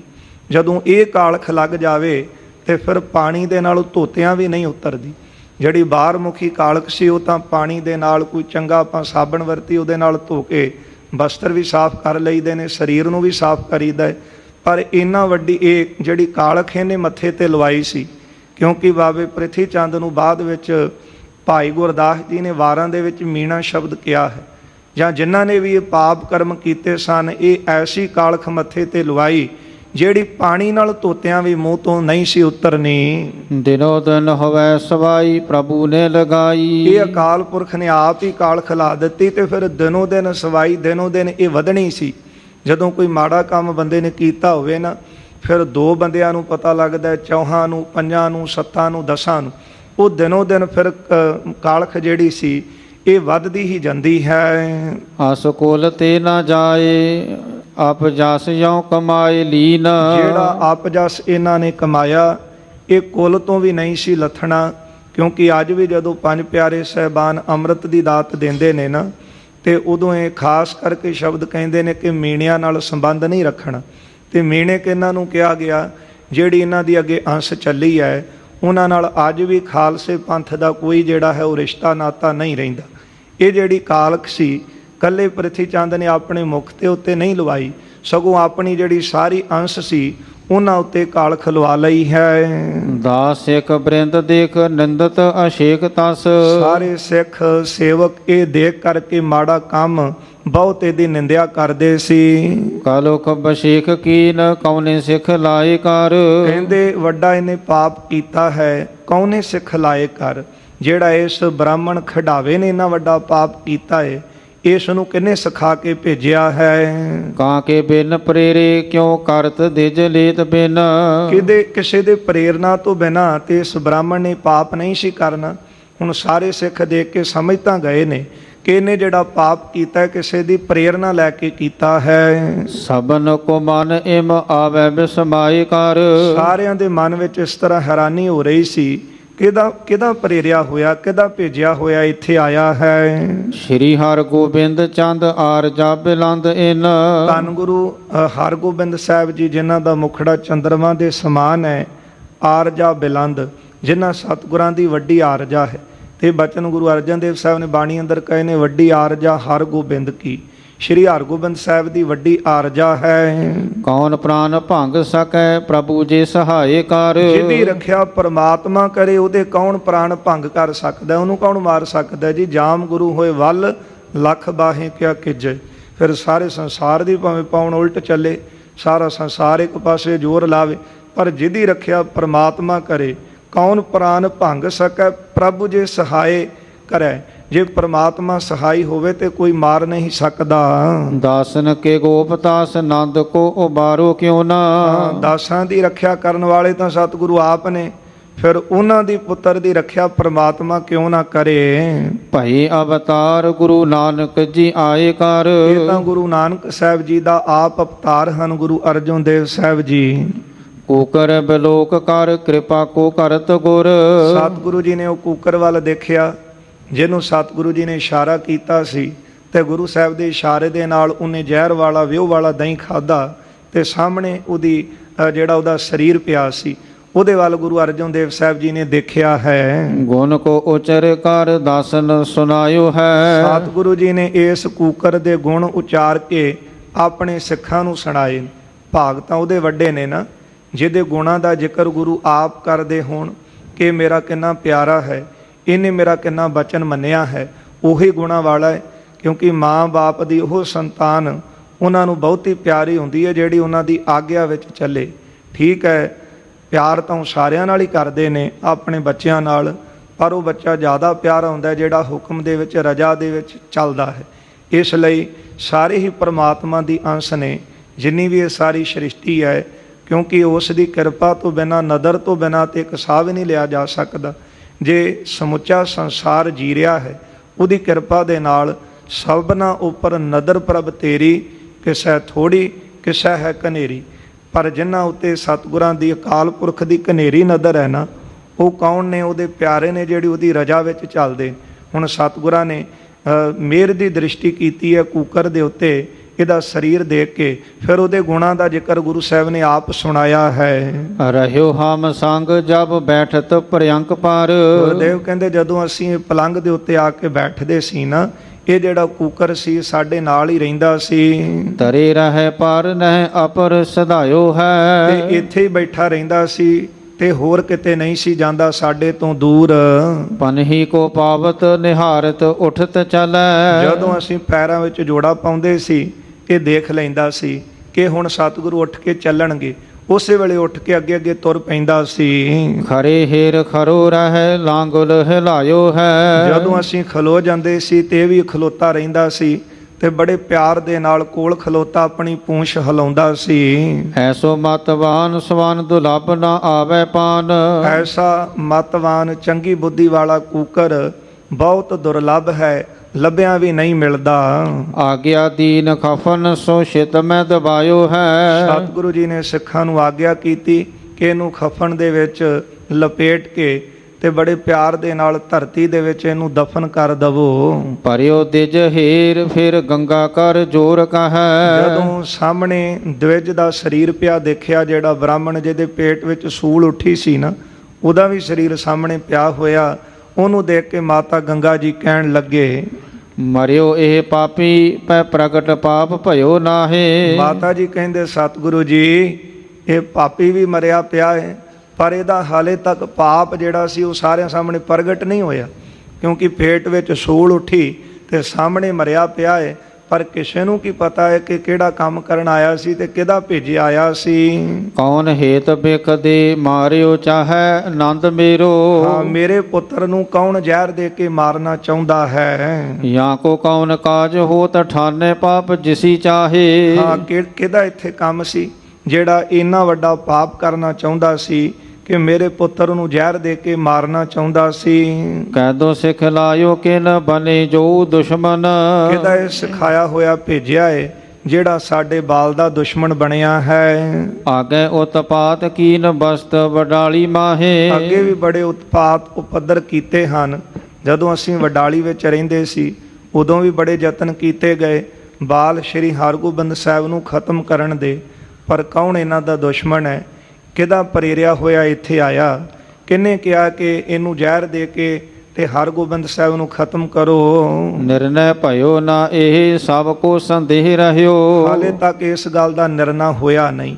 ਸਾਰਿਆਂ ਦੇ ਮਨ ਵਿੱਚ ਸ਼ੰਕਾ ਹੈ, ਕਿਉਂਕਿ ਜਿੰਨਾ ਚਿਰ ਗੱਲ ਸਾਹਮਣੇ ਆਵੇ ਨਾ, ਕਈਆਂ ਦੇ ਮਨ ਵਿੱਚ ਸ਼ੰਕੇ ਹੀ ਰਹਿ ਜਾਂਦੇ ਨੇ ਤੇ ਕਈ ਇੰਨੇ ਸ਼ੰਕੇਵਾਨ ਨੇ ਕਿ ਗੁਰੂ ਤੇ ਵੀ ਸ਼ੰਕੇ ਕਰਦੇ ਨੇ, ਕਰਨ ਵਾਲੇ ਪਰਮਾਤਮਾ ਤੇ ਵੀ ਕਰੀ ਜਾਂਦੇ ਨੇ ਕਿ ਰੱਬ ਹੈ ਕਿ ਨਹੀਂ। ਇਸ ਲਈ ਮਾਤਾ ਗੰਗਾ ਜੀ ਨੇ ਕਿਹਾ ਹੈ, ਸਤਿਗੁਰੂ ਜੀ ਇਹ ਭੇਜਿਆ ਕਿਸ ਦਾ ਹੈ? ਕਿਹਨੇ ਇਹਨੂੰ ਜ਼ਹਿਰ ਦੇ ਕੇ ਭੇਜਿਆ? ਕਿਹੜਾ ਇਹ ਦੁਸ਼ਮਣ ਬਣਿਆ ਹੈ? ਇਹਦਾ ਪਾਪ ਜਿਹੜਾ ਹਲੇ ਤੱਕ ਸਾਹਮਣੇ ਨਹੀਂ ਆਇਆ। ਗਇਓ ਤਿਆਗ ਦੇਹ ਕੋ ਬਤਾਏ ਦੇਹ ਬਾਤ ਆਹੇ। ਇਹ ਤਾਂ ਦੇਹ ਤਿਆਗ ਗਿਆ, ਪਰ ਜੇ ਜਿਉਂਦਾ ਹੋਵੇ ਇਹ ਸਾਰੀ ਗੱਲ ਇਹਨੇ ਬੋਲ ਕੇ ਦੱਸ ਦੇਣੀ ਸੀ। ਆਪ ਕੇ ਬਚਨ ਤੇ ਉਠਿਓ ਹੈ ਸੂਲ। ਤੁਹਾਡੇ ਬਚਨਾਂ ਸਦਕਾ ਹੀ ਤਾਂ ਇਹਦੇ ਪੇਟ ਵਿੱਚ ਸੂਲ ਉੱਠੀ ਹੈ। ਮਰਿਓ ਇਹ ਪ੍ਰਭੂ ਜੀ ਜਵਾਬੋ ਨਹਿ ਮਾਰਨ ਕਰੀਜੀਏ।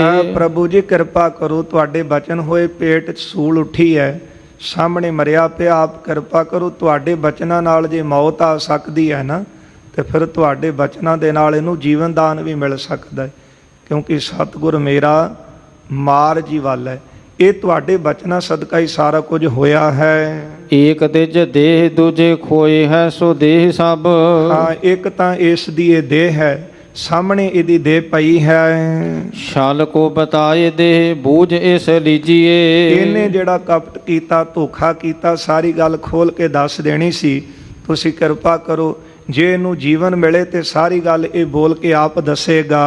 ਸਭ ਕੋ ਪ੍ਰਤੀਤ ਆਏ ਦੇਹ ਗੋ ਸੁਨਾਏ। ਜਦੋਂ ਆਪ ਆਪਣੇ ਮੂੰਹ ਤੋਂ ਬੋਲ ਕੇ ਸੁਣਾਵੇਗਾ ਨਾ ਤੇ ਸਾਰਿਆਂ ਨੂੰ ਇਹਦੀ ਗੱਲ ਤੇ ਭਰੋਸਾ ਆ ਜਾਵੇਗਾ। ਪਹਿਲਾਂ ਤਾਂ ਗੱਲਾਂ ਸਾਰੀਆਂ ਲੁੱਕ ਕੇ ਕੀਤੀਆਂ ਗਈਆਂ, ਲੁੱਕ ਕੇ ਕੰਮ ਕਰਾਏ ਗਏ, ਪਰ ਹੁਣ ਤਾਂ ਇਹਦੇ ਤੋਂ ਸਾਰਾ ਕੁਝ ਜ਼ਾਹਰ ਹੀ ਹੋ ਜਾਣਾ ਸੀ।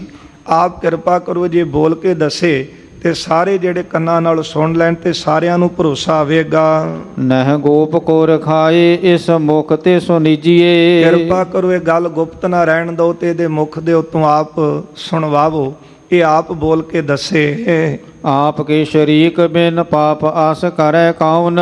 ਇਹ ਤਾਂ ਸਾਨੂੰ ਪਤਾ ਹੈ ਕਿ ਤੁਹਾਡੇ ਸ਼ਰੀਕਿਆਂ ਤੋਂ ਬਿਨਾਂ ਇਹ ਪਾਪ ਹੋਰ ਕੋਈ ਨਹੀਂ ਸੀ ਕਰ ਸਕਦਾ, ਕਿਉਂਕਿ ਪਹਿਲਾਂ ਹੀ ਗੱਲ ਭਾਵੇਂ ਦਾਈ ਪਾਸੋਂ ਵੀ ਸੁਣੀ ਗਈ ਸੀ, ਪਰ ਮਾਤਾ ਜੀ ਕਹਿੰਦੇ ਨੇ ਕਿ ਅੰਮ੍ਰਿਤਸਰ ਦੇ ਸਾਰੀਆਂ ਸੰਗਤਾਂ ਇੱਥੇ ਆਈਆਂ ਨੇ, ਹੋਰ ਸਿੱਖ ਵੀ ਖਲੋਤੇ ਨੇ, ਨਹੀਂ ਤਾਂ ਲੋਕ ਗੱਲਾਂ ਕਈ ਤਰ੍ਹਾਂ ਦੀਆਂ ਬਣਾਉਣਗੇ।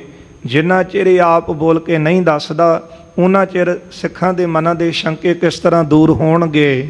ਤਉ ਬ੍ਰਿੰਦ ਲੋਕਨ ਮੈਂ ਦਿਜ ਤੇ ਕਹੀਜੀਏ। ਆਪ ਕਿਰਪਾ ਕਰੋ, ਸਾਰੇ ਲੋਕਾਂ ਦੇ ਵਿੱਚ ਇਸ ਕੋਲੋਂ ਇਹਦੀ ਕੀਤੀ ਕਰਤੂਤ ਸੁਣੋ ਕਿ ਇਹਨੂੰ ਭੇਜਿਆ ਕਿਸ ਨੇ, ਇਹਨੇ ਮਾੜਾ ਕੰਮ ਕੀਤਾ ਕਿਉਂ ਹੈ। ਔਰ ਸੁਨੋ ਬਾਤ ਲੋਕ ਨਿੰਦਾ ਕੋ ਬਖਾਨ ਕਰੈ। ਹੋਰ ਇੱਕ ਗੱਲ ਸੁਣੋ, ਇਹ ਲੋਕ ਨੇ ਇਹਨਾਂ ਦਾ ਆਪੋ ਆਪਣਾ ਸੁਭਾਅ ਹੈ, ਆਪੋ ਆਪਣੀ ਸੋਚ ਮੁਤਾਬਕ ਕਈ ਤਰ੍ਹਾਂ ਦੀਆਂ ਗੱਲਾਂ ਕਰਨਗੇ। ਵਿਪਰ ਮਾਰਿਓ ਧਾਮ ਵਿਖੈ ਭੇਦ ਨਾ ਸਕੈਂਗੇ ਜਾਨ। ਕਿਸੇ ਨੇ ਇਹ ਗੱਲ ਨੂੰ ਸਮਝ ਨਹੀਂ ਸਕਣਾ। ਕਈ ਤਾਂ ਇਸ ਤਰ੍ਹਾਂ ਕਹਿਣਗੇ ਕਿ ਘਰੇ ਬ੍ਰਾਹਮਣ ਇਹਨਾਂ ਦੇ ਰਹਿੰਦਾ ਸੀ, ਇਹਨਾਂ ਨੇ ਆਪ ਹੀ ਖਤਮ ਕਰ ਦਿੱਤਾ ਹੈ। ਧੀਨ ਦਿਜ ਰਛਕ ਹੈ ਬਿਰਦ ਤੁਮਾਰੋ ਭਾਰੋ। ਮਹਾਰਾਜ, ਤੁਹਾਡਾ ਤੇ ਵੱਡਾ ਬਿਰਦ ਹੈ ਨਾ ਕਿ ਤੁਸੀਂ ਗਊ ਗਰੀਬ ਦੀ ਰੱਖਿਆ ਕਰਦੇ ਹੋ। ਸ਼ਮੋ ਅਪਰਾਧ ਆਪ ਪਾਪੀ ਪੈ ਕਿਰਪਾ ਕਉ ਠਾਨ। ਆਪ ਕਿਰਪਾ ਕਰੋ ਤੇ ਇਸ ਪਾਪੀ ਦੇ ਉੱਤੇ ਵੀ ਕਿਰਪਾ ਕਰੋ ਤੇ ਇਹਨੂੰ ਬਖਸ਼ ਦਵੋ। ਸਹਿਜ ਸੁਭਾਵ ਹੈ ਕਿਰਪਾਲਤਾ ਵਿਸਾਲ ਧਰੋ। ਸਹਿਜ ਸੁਭਾਵ ਕਿਰਪਾ ਕਰੋ ਤੇ ਵੱਡੀ ਕਿਰਪਾਲਤਾ ਇਸ ਪਾਪੀ ਤੇ ਵੀ ਕਰ ਦਓ ਤੇ ਇਹਨੂੰ ਬਖਸ਼ ਦਵੋ। ਬਿਨੈ ਮੇਰੀ ਮਾਨੀਏ ਸਦੀਵ ਤੁਮ ਰਾਖੋ ਮਾਨ। ਮਾਤਾ ਗੰਗਾ ਜੀ ਕਹਿੰਦੇ ਨੇ ਕਿ ਬਿਨਾਂ ਮੇਰੀ ਮਾਨੀ ਹੈ, ਸਤਿਗੁਰੂ ਜੀ ਤੁਸੀਂ ਸਦਾ ਹੀ ਸਾਡਾ ਮਾਣ ਰੱਖਦੇ ਹੋ, ਕਿਰਪਾ ਕਰੋ ਸਾਰਿਆਂ ਦੀ ਬੇਨਤੀ ਸੁਣਦੇ ਹੋ ਤੇ ਮੇਰੀ ਵੀ ਇਹ ਬੇਨਤੀ ਕਿਰਪਾ ਕਰਕੇ ਸੁਣ ਲਓ। ਕਰਿਓ ਜਿਮ ਭਰਿਓ ਤਿਮ, ਮਰਿਓ ਤਰ ਭਰਿਓ ਅਬ। ਹਾਂ, ਜਿਸ ਤਰ੍ਹਾਂ ਦਾ ਇਹਨੇ ਕਰਮ ਕੀਤਾ ਸੀ ਉਦਾਂ ਦਾ ਫਲ ਇਹਨੂੰ ਮਿਲ ਗਿਆ ਹੈ। ਡਰਿਓ ਨਾ ਸ਼ਰੀਕ ਟਰਿਓ, ਜਰਿਓ ਨਾ ਹਰਿਓ ਨਾ ਮਾਨ। ਤੇ ਜਿਸ ਤਰ੍ਹਾਂ ਦਾ ਕੰਮ ਸ਼ਰੀਕਾਂ ਨੇ ਕੀਤਾ ਸੀ ਉਦਾਂ ਦਾ ਫਲ ਇਹਨਾਂ ਨੂੰ ਮਿਲਿਆ ਹੈ। ਤੇ ਕਿਰਪਾ ਕਰੋ, ਇੱਕ ਉਂਗਲ ਰੱਖੋ, ਪੜੋ ਪੰਕਤੀ। ਕਰਿਓ ਜਿਮ ਭਰਿਓ ਤਿਮ। ਜਿਸ ਤਰ੍ਹਾਂ ਕਰਿਓ ਜਿਮ ਭਰਿਓ ਤਿਮ, ਜਿਸ ਤਰ੍ਹਾਂ ਕੰਮ ਇਹਨਾਂ ਨੇ ਕੀਤਾ ਸੀ ਉਦਾਂ ਦਾ ਫਲ ਭਰਿਆ। ਮਰਿਓ ਤਰ ਭਰਿਓ ਅਬ, ਡਰਿਓ ਨਾ ਸ਼ਰੀਕ, ਜਿਹੜੇ ਸ਼ਰੀਕ ਸੀ ਉਹ ਵੀ ਹਲੇ ਤੱਕ ਨਹੀਂ ਡਰੇ ਹਨ। ਡਰਿਓ ਜਰਿਓ ਨਾ ਹਰਿਓ ਨਾ ਮਾਨ। ਤੇ ਨਾ ਹੀ ਟਲੇ ਹਨ ਤੇ ਹਰਿਓ ਨਾ ਮਾਨ, ਕਿਸੇ ਤਰ੍ਹਾਂ ਦਾ ਵੀ ਉਹਨਾਂ ਦਾ ਮਾਣ ਜਿਹੜਾ ਹੈ ਜਰਿਆ ਨਹੀਂ ਤੇ ਮਾਣ ਆਪ ਦਾ ਜਿਹੜਾ ਉਹ ਨਹੀਂ ਹਰ ਸਕਿਆ। ਗੰਗਾ ਕੇ ਬਚਨ ਸੁਨ ਬੋਲੇ ਗੁਰੂ ਅਰਜਨ। ਮਾਤ ਗੰਗਾ ਜੀ ਦੇ ਬਚਨ ਸੁਣ ਕੇ ਗੁਰੂ ਅਰਜਨ ਦੇਵ ਸਾਹਿਬ ਜੀ ਕਹਿਣ ਲੱਗੇ, ਪਾਪੀ ਦੰਡ ਦੇਨ ਜੋਗ ਦੋਸ਼ ਨਾ ਪਛਾਨ ਕੋਏ। ਕਹਿਣ ਲੱਗੇ ਜਿਹੜਾ ਪਾਪੀ ਹੈ ਸੋ ਉਹ ਪਾਪੀ ਜਿਹੜਾ ਦੰਡ ਦੇਣ ਯੋਗ, ਜਿਹੜਾ ਪਾਪੀ ਸੀ ਉਹ ਦੰਡ ਦੇਣ ਯੋਗ ਸੀ। ਦੋਸ਼ ਨਾ ਪਛਾਨ ਕੋਏ, ਗੰਗਾ ਜੀ ਇਹਦੇ ਵਿੱਚ ਕੋਈ ਦੋਸ਼ ਨਾ ਜਾਣੋ। ਜੋ ਇਹਨੇ ਪਾਪ ਕੀਤਾ ਹੈ ਇਹ ਦੰਡ ਦੇਣ ਯੋਗੀ ਪਾਪ ਸੀ। ਬਾਲਕ ਹਤਨ ਪੁਨ ਨਿਮਕ ਹਮਾਰੋ ਖਾਏ। ਇਹ ਗੁਰੂ ਘਰ ਦਾ ਨਮਕ ਖਾਂਦਾ ਹੈ ਤੇ ਫਿਰ ਗੁਰੂ ਘਰ ਦਾ ਨਮਕ ਖਾ ਕੇ, ਇਥੋਂ ਦਾ ਨਮਕ ਖਾ ਕੇ ਤੇ ਇੱਥੇ ਹੀ ਬਾਲਕ ਨੂੰ ਮਾਰਨ ਆਇਆ ਹੈ। ਫੇਰ ਗੁਰੂ ਧਾਮ ਕੋ ਅਦਾਇਬ ਨਾ ਕੀਨ ਜੋਏ। ਫਿਰ ਇਸ ਨੇ ਗੁਰੂ ਘਰ ਦਾ ਅਦਬ ਨਹੀਂ ਰੱਖਿਆ। ਐਸੋ ਵੱਡੋ ਕਲਮ ਧਾਰੀ ਨਾ ਗਿਲਾਨ ਮਨ। ਐਸੋ ਵੱਡੋ ਕਲਮਲ ਧਾਰੀ ਨਾ ਗਿਲਾਨ ਮਨ, ਐਸਾ ਵੱਡਾ ਪਾਪੀ ਹੈ ਕਿ ਪਾਪ ਕਰਨ ਲੱਗਿਆਂ ਮਨ ਵਿੱਚ ਇਸ ਨੇ ਗਿਲਾਨੀ ਨਹੀਂ ਕੀਤੀ। ਕੌਣ ਜਾਣੇ ਕੈਸੇ ਕੀਨ ਮੂਰਖ ਨਿਰਾਜ ਹੋਏ। ਕੌਣ ਜਾਣੇ ਕੈਸੇ ਕੀਨ, ਤੇ ਕੌਣ ਜਾਣਦਾ ਹੈ ਮੂਰਖ ਨਿਲਾਜ ਹੋਏ, ਕਿ ਇਹਨੇ ਕਿੰਨਾ ਮਾੜਾ ਕੰਮ ਕੀਤਾ ਇਸ ਮੂਰਖ ਨੇ। ਕਿਉਂ ਤੂੰ ਇਮ ਬਾਤ ਕਹੈ ਵਿਪਰ ਕੋ ਜਵਾਇਓ ਚਾਹੈ। ਕਿਉਂ ਤੂੰ ਬਾਰ-ਬਾਰ ਕਹਿਨੀ ਹੈ ਇਸ ਪਾਪੀ ਨੂੰ ਜਵਾਉਣਾ ਚਾਹੁੰਦੀ ਹੈ। ਕਾਸ਼ਟ ਮੈਂ ਪਾਏ ਦਹੈ ਲੇਹ ਫਲ ਮ੍ਰਿਤ ਸੋਏ। ਲੱਕੜ ਵਿੱਚ ਪਾ ਕੇ ਇਹਨੂੰ ਸੰਸਕਾਰ ਕਰ ਦਓ, ਇਹਨੂੰ ਖਤਮ ਕਰੋ। ਲੇਹ ਫਲ ਮ੍ਰਿਤ ਸੋਏ, ਇਸ ਦਾ ਫਲ ਇਹਨੇ ਮੌਤ ਹੀ ਲਿਆ ਹੈ। ਗੁਰੂ ਬਾਕ ਸੁਨ ਕੈ ਬਖਾਨੀ ਗੰਗ ਬਾਨੀ ਪੁਨ। ਸਤਿਗੁਰੂ ਜੀ ਦੇ ਬਚਨ ਸੁਣ ਕੇ ਮਾਤ ਗੰਗਾ ਜੀ ਨੇ ਇਸ ਤਰ੍ਹਾਂ ਕਿਹਾ, ਸੁਣੀ ਮੈਂ ਕਹਾਣੀ ਕਾਨ ਵੱਡੇ ਪੁਰਖਾਨ ਕੀ। ਮਾਤਾ ਜੀ ਕਹਿਣ ਲੱਗੇ ਕਿ ਮੈਂ ਤਾਂ ਵੱਡਿਆਂ ਦੀ ਜਿਸ ਤਰ੍ਹਾਂ ਗੱਲ ਸੁਣੀ ਹੈ ਉਸੇ ਤਰ੍ਹਾਂ ਤੁਹਾਡੇ ਅੱਗੇ ਬੇਨਤੀ ਕੀਤੀ ਹੈ। ਤੁਮ ਸੋ ਭਨਤ ਨਾ ਬਨਤ ਮਹਾ ਮਤ ਆਪ ਜੀ ਵੱਡੀ ਮਤ ਵਾਲੇ ਹੋ, ਤੁਹਾਡੇ ਅੱਗੇ ਸਾਨੂੰ ਕਹਿਣਾ ਨਹੀਂ ਬਣਦਾ। ਤਉ ਸੋ ਪ੍ਰਸੰਗ ਪਾਏ ਕਹੋ ਹਟ ਠਾਨ ਕੀ। ਪਰ ਫਿਰ ਵੀ ਆਪ ਜੀ ਨੂੰ ਬੇਨਤੀ ਕਰਦੀ ਆ, ਔਰਤ ਦਾ ਜਿਸ ਤਰ੍ਹਾਂ ਸੁਭਾਅ ਹੁੰਦਾ ਹੈ ਉਹ ਬੇਨਤੀ ਤੁਹਾਡੇ ਚਰਨਾਂ 'ਚ ਕਰ ਰਹੀ ਆ। ਦੇਜ ਦੋਸ਼ਵਾਨ ਹੋਏ ਦੇਹ ਕੋ ਨਾ ਦੰਡ ਦੇ। ਜੇ ਇਹ ਇੱਥੇ ਮਰਿਆ ਪਿਆ ਸਾਰੇ ਦੇਖਣਗੇ ਤੇ ਵੱਡਾ ਇਹ ਦੋਸ਼ ਮੰਨਣਗੇ।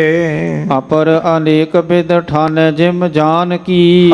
ਤੇ ਅਪਰ ਅਨੇਕਾਂ ਵਿਧੀਆਂ ਜਿਹੜੀਆਂ ਹਨ ਉਹ ਮਨ ਦੇ ਵਿੱਚ ਸੋਚਣਗੇ। ਖੋਟਨ ਕੋ ਖੋਟ ਪ੍ਰਗਟਾਵੇ ਗੋ ਸੋ ਦਿਜ ਜੀਵ।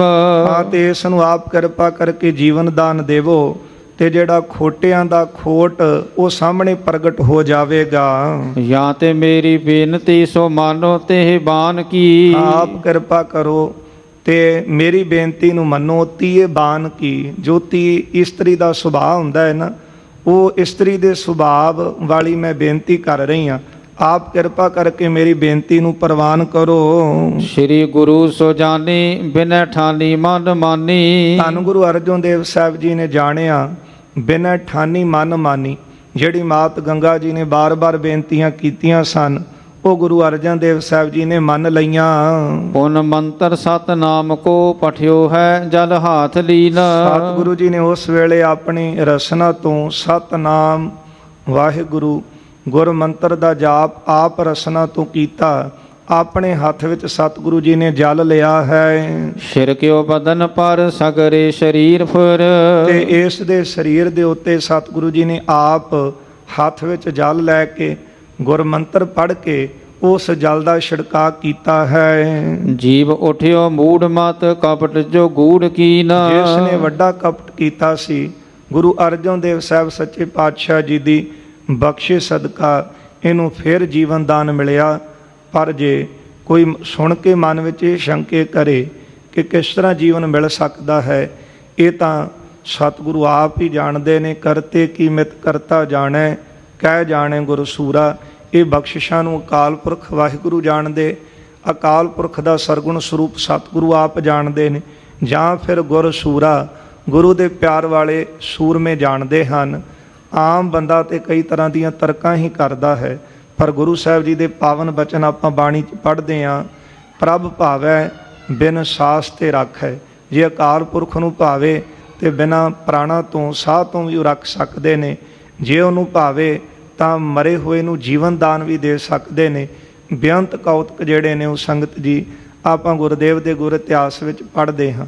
ਇੱਥੋਂ ਤੱਕ ਕਿ ਗੁਰੂ ਕੇ ਪੁੱਤਰਾਂ ਨੇ ਵੀ ਐਸੇ ਕੌਤਕ ਕੀਤੇ ਨੇ।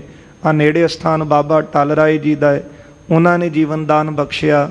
ਬਾਬਾ ਗੁਰਦਿੱਤਾ ਸਾਹਿਬ ਜੀ ਨੇ ਮੋਈ ਗਊ ਨੂੰ ਜੀਵਨ ਦਾਨ ਦਿੱਤਾ ਹੈ। ਇਸ ਤਰ੍ਹਾਂ ਦੇ ਬੇਅੰਤ ਕੌਤਕ ਜਿਹੜੇ ਉਹ ਗੁਰੂ ਘਰ ਵਿੱਚ ਹੋਏ ਹਨ। ਪਰ ਕਈ ਸ਼ੰਕਾਵਾਦੀ ਇਹ ਸ਼ੰਕਾ ਕਰਦੇ ਕਿ ਫਿਰ ਗੁਰੂ ਕੇ ਸੁਪੁੱਤਰਾਂ ਦੀਆਂ ਸ਼ਹਾਦਤਾਂ ਕਿਸ ਤਰ੍ਹਾਂ ਹੋਈਆਂ। ਗੁਰੂ ਸਾਹਿਬ ਦੀਆਂ ਸ਼ਹਾਦਤਾਂ ਇਹ ਤਾਂ ਗੁਰਦੇਵ ਦੀ ਆਪਣੀ ਮੌਜ ਹੈ। ਜੇ ਮੌਜ ਵਿੱਚ ਆਏ ਤੇ ਆਪਣੇ ਤਨ ਦਾ ਠੀਕਰਾ ਭੰਨਿਆ ਕੇਵਲ ਇੱਕ ਕ੍ਰਾਂਤੀ ਲਿਆਉਣ ਵਾਸਤੇ, ਸੁੱਤੀ ਜ਼ਮੀਰਾਂ ਨੂੰ ਜਗਾਉਣ ਵਾਸਤੇ, ਨਹੀਂ ਤਾਂ ਉਹ ਸਰੀਰ ਨਹੀਂ ਨੇ, ਉਹ ਤਾਂ ਜਨ ਪਰਉਪਕਾਰੀ ਆਏ। ਆਪਣੀ ਇੱਛਾ ਅਨੁਸਾਰ ਉਹ ਰੱਬੀ ਜਿਨ੍ਹਾਂ ਅੰਦਰ ਜੋਤ ਹੈ, ਪ੍ਰਭੂ ਦੇ ਪਿਆਰੇ, ਉਹਨਾਂ ਨੇ ਸਾਹਿਬਜ਼ਾਦਿਆਂ ਦੇ ਸਰੀਰ ਧਾਰਨ ਕੀਤੇ ਤੇ ਉਹੀ ਫਿਰ ਸੰਸਾਰ ਨੂੰ ਇੱਕ ਸੰਦੇਸ਼ ਦੇਣ ਵਾਸਤੇ ਸੰਸਾਰ ਵਿੱਚ ਆਏ ਹਨ। ਬਾਕੀ ਜੋ ਸਤਿਗੁਰੂ ਜੀ ਦੇ ਕੌਤਕ ਨੇ ਉਹ ਇਤਿਹਾਸ ਵਿੱਚ ਦਰਜ ਨੇ ਤੇ ਬਾਣੀ ਵਿੱਚ ਵੀ ਕਈ ਪ੍ਰਮਾਣ ਸਾਨੂੰ ਮਿਲਦੇ ਨੇ। ਇਸ ਲਈ ਜਿਹੜੇ ਤਾਂ ਪ੍ਰੇਮੀ ਜਨ ਹਨ ਉਹ ਕਦੇ ਗੁਰੂ ਤੇ ਸ਼ੰਕਾ ਨਹੀਂ ਕਰਦੇ, ਕਿਉਂਕਿ ਤਰਦਾ ਤੇ ਸ਼ਰਧਾਵਾਨ ਹੈ, ਪ੍ਰੇਮ ਵਾਲਾ ਹੈ। ਜਿਹੜਾ ਸ਼ੰਕਾ ਵਾਲਾ, ਤਰਕ ਵਾਲਾ, ਉਹ ਤਾਂ ਹਰੇਕ ਗੱਲ ਤੇ ਤਰਕ ਹੀ ਕਰਦਾ ਰਹਿੰਦਾ। ਸਤਿਗੁਰੂ ਕਿਰਪਾ ਕਰਨ, ਜਿਸ ਤਰ੍ਹਾਂ ਇਹਨੂੰ ਜੀਵਨ ਦਾਨ ਬਖਸ਼ਿਆ ਹੈ, ਇਹਦੇ ਪਾਸੋਂ ਫਿਰ ਸੁਣਨਗੇ ਕਿ ਤੈਨੂੰ ਭੇਜਿਆ ਕਿਸ ਨੇ। ਕੱਲੀ ਕੱਲੀ ਗੱਲ ਬਿਆਨ ਕਰੇਗਾ। ਇਹ ਵਿਚਾਰ ਆਪਾਂ ਕੱਲ੍ਹ ਦੇ ਦੀਵਾਨਾਂ 'ਚ ਸਰਵਣ ਕਰਾਂਗੇ। ਭੁੱਲਾਂ ਚੁੱਕਾਂ ਦੀ ਖਿਮਾ ਕਰ ਦੇਣੀ, ਅੱਗੇ ਵਾਸਤੇ ਅਸੀਸ ਦੇਣੀ, ਗੁਰੂ ਕਾ ਜਸ ਗਾਉਣ ਦੀ ਜਾਚ ਆ ਜਾਵੇ। ਹੋਈਆਂ ਭੁੱਲਾਂ ਚੁੱਕਾਂ ਦੀ ਖਿਮਾ ਕਰਨੀ ਜੀ।